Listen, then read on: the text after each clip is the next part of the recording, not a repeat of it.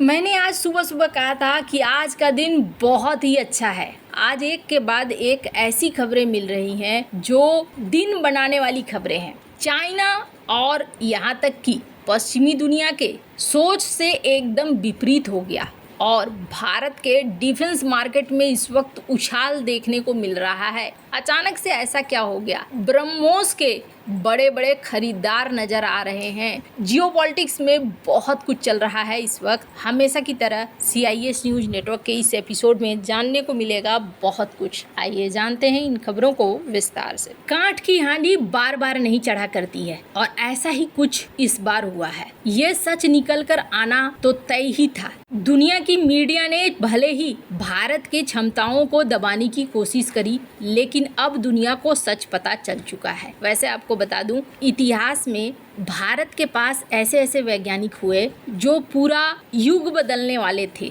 लेकिन उनके बदलने से पहले ही उनके साथ कुछ न कुछ ऐसा हो गया जिसने भारत के प्रगति को रोक दिया। बहुत सारे लोग, होमी जहांगीर भाभा की बात करें, वो भी एक बड़े एग्जाम्पल है। उनकी भी मृत्यु संदिग्ध परिस्थितियों में हुई। लाल बहादुर शास्त्री की बात करें, वो भी एक ऐसे नेता थे जिनकी मृत्यु संदिग्ध परिस्थितियों में हुई। ये वो थे जो बहुत दूर तक देखने की क्षमता रखते थे। मेरे कहने का अर्थ ये है कि भारत में हर दशक में कोई न कोई जरूर आया है जिसने पूरी दिशा बदल दी है। और ये चीजें ना बाहर के पश्चिमी देशों की बात करें या पड़ोसियों की बात करें तो उतनी पसंद नहीं आती है। एक मार्केट है और वो मार्केट है जिस पर कई सारे देशों ने, यूरोपीय देशों ने, पश्चिमी देशों ने और चाइना ने भी एक तगड़ा वाला पकड़ बनाकर रखा है, और वो है डिफेंस का मार्केट। लेकिन भारत अब उस डिफेंस के मार्केट को छीन रहा है। कैसे? स्क्रीन पर एक आर्टिकल देखिए। इस वक्त भारतीय डिफेंस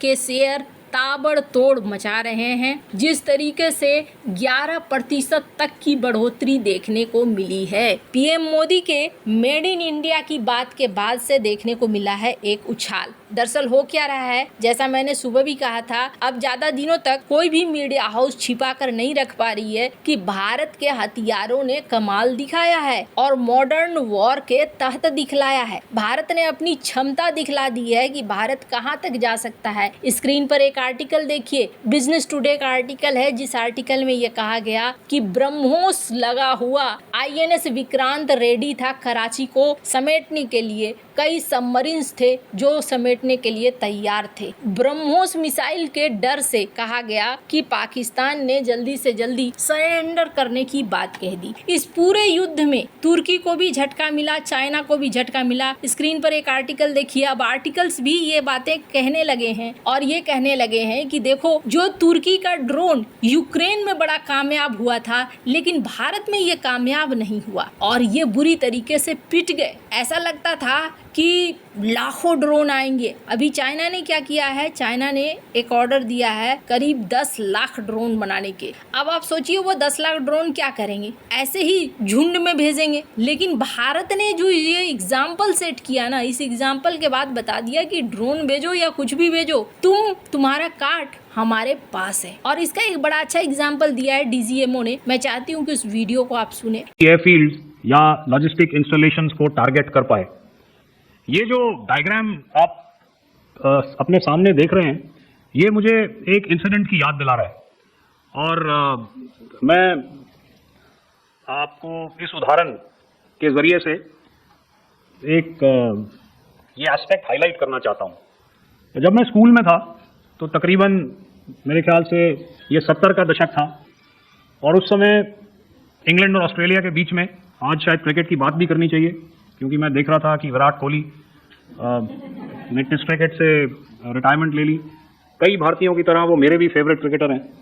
तो 70 के दशक में ऑस्ट्रेलिया और इंग्लैंड की फेमस एशेज सीरीज चल रही थी, और उस समय ऑस्ट्रेलिया के दो बहुत तेज गेंदबाज, जो कि क्रिकेट हिस्ट्री में बड़ा उनका नाम है, जेफ थॉमसन और डेनिस लिली, उन्होंने अंग्रेजी बैट्समैन और उनकी बैटिंग लाइनअप को तहस नहस कर दिया था। और ऑस्ट्रेलियंस ने उस समय एक कहावत निकाली थी, that from ashes to ashes and from dust to dust, if Thommo don't get here then Lillee surely must. और अगर आप इस लेयर को देखें तो आप समझ जाएंगे कि मैं आपको क्या बताने की कोशिश कर रहा हूं। तो अगर आप सारे सिस्टम्स को पार कर भी गए तो आपको फिर भी एयरफील्ड या लॉजिस्टिक इंस्टॉलेशन या जो भी चीज को आप टारगेट कर रहे हैं उसमें पहुंचने से पहले कोई ना कोई इस लेयर्ड ग्रिड का सिस्टम जरूर गिरा देगा। यहाँ डीजीएमओ ने साफ किया कि भारत हर लेयर के लिए तैयार, मतलब ये साफ है कि भारत ने अपने मेक इन इंडिया कार्यक्रम के तहत मेड इन इंडिया वेपन्स को इस लेवल का बना दिया है कि दुनिया को एक लाइव एग्जाम्पल मिल चुका है कि देखो यहाँ पर भारतीय हथियारों का कमाल। साल 2019 के बाद भारत का ये नया रूप देखने को मिला और इसमें बार बार बीच में पाकिस्तान ही आया। पाकिस्तान की बड़ी गलती कि वो समझ नहीं पाया और बार बार उकसा कर आया तो सही, लेकिन भारत को फायदा भी करा गया। अब यहाँ पर दुनिया भर में भारतीय हथियारों का बहुत ही ज्यादा डिमांड भी देखने को मिल रहा है। ब्रह्मोस को लेकर कहा जा रहा है कि 17 देशों ने रुचि दिखाई है और सच मानिए अभी ये सिर्फ शुरुआत है। ये जो आप देख रहे हैं ना 4% से शुरू हुआ और 11% तक कहा जा रहा है कि डिफेंस के जो शेयर है उसमें बढ़ोतरी देखने को मिली। भारत डायनेमिक्स लिमिटेड जो कि आकाश मिसाइल सिस्टम को बनाता है, आपको याद होगा ये जो डॉक्यूमेंट में सुबह दिखला रही थी, इस डॉक्यूमेंट में आकाश मिसाइल डिफेंस सिस्टम की बात है, तो यहाँ पर 7.8% की वृद्धि हुई। भारत इलेक्ट्रॉनिक्स लिमिटेड यहाँ पे 4.5% की वृद्धि हुई। हिंदुस्तान एरोनॉटिक्स लिमिटेड 4% की वृद्धि हुई।